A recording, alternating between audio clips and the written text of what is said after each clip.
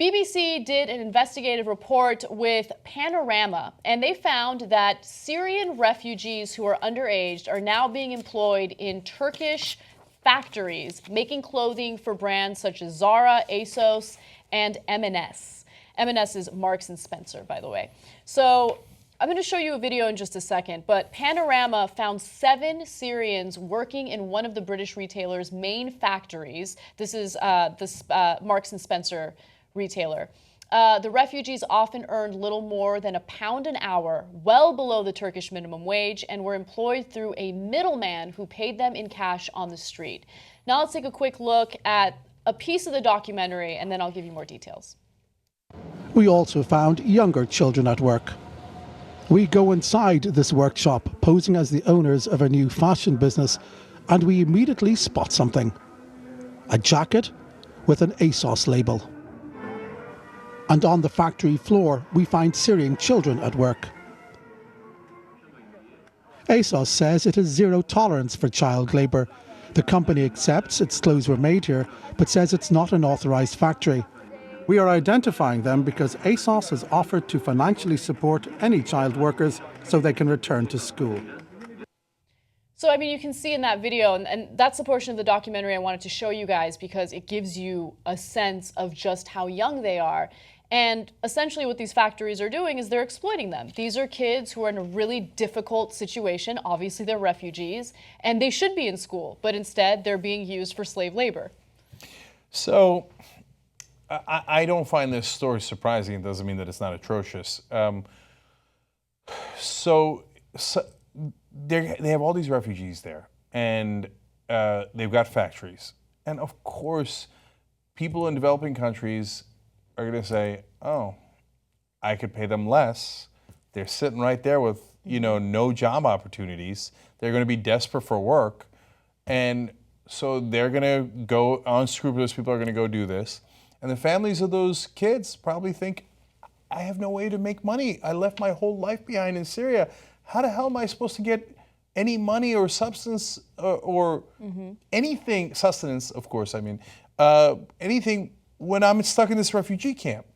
So then they say yes to working under those conditions. And I guess that the why it's so important to have a documentary like this is it brings it back to the companies who are the only ones who really can do anything about it. So it's on the larger companies to say, no, don't do this, don't do this. Let's figure out a better way to do this together, I hope. It doesn't often wind up that way unless you put a spotlight on it. I mean, something similar happens in the United States as well, right? So you have undocumented immigrants coming into the country, and since they're undocumented and since oftentimes they're very desperate, they do end up getting paid less than minimum wage. They do get exploited. So you see this type of, behavior all throughout the world, and the U.S. isn't above it. You see it in the U.S. as well. I think, look, I know Turkey isn't necessarily, completely developed, but it still has laws and regulations. Like, isn't the Turkish government supposed to do something about this as well, if they have a minimum wage? So, look, let's keep it real. So, first off, Turkey, yes, is one of the top 20 economies in the world. I think they're ranked 17th now. And so that's not bad. You should have plenty of rules and regulations if you're among the top 20 economies in the world. So I don't even know if it's fair to say they're a developing country. Having said that, I have some experience with Turkey. I lived there when I was really young, but I've gone back there plenty of times. Unscrupulous businessmen are totally going to get away with it. Because, we have legalized bribery here in the U.S., right, through the campaign donations. In places like that, it's a little less sophisticated, and it doesn't quite have to be legal. And look, to be fair to Turkey, although there's no reason to in the context of this story, I'm just saying as a general thing, does it happen in Russia?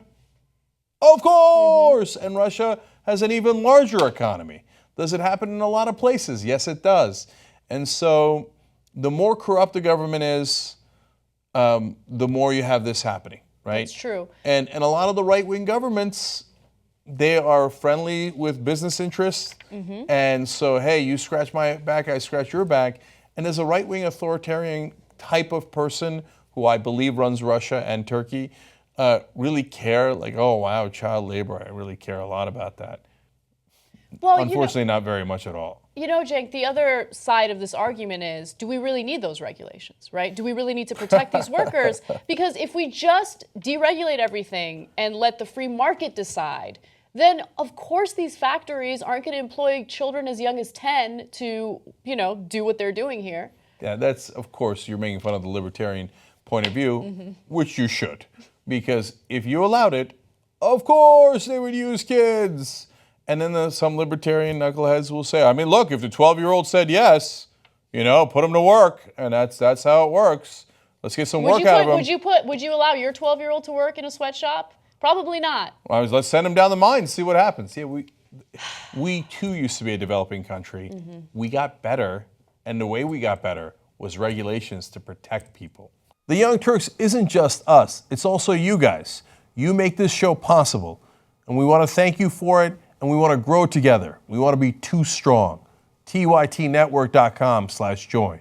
Let's do it.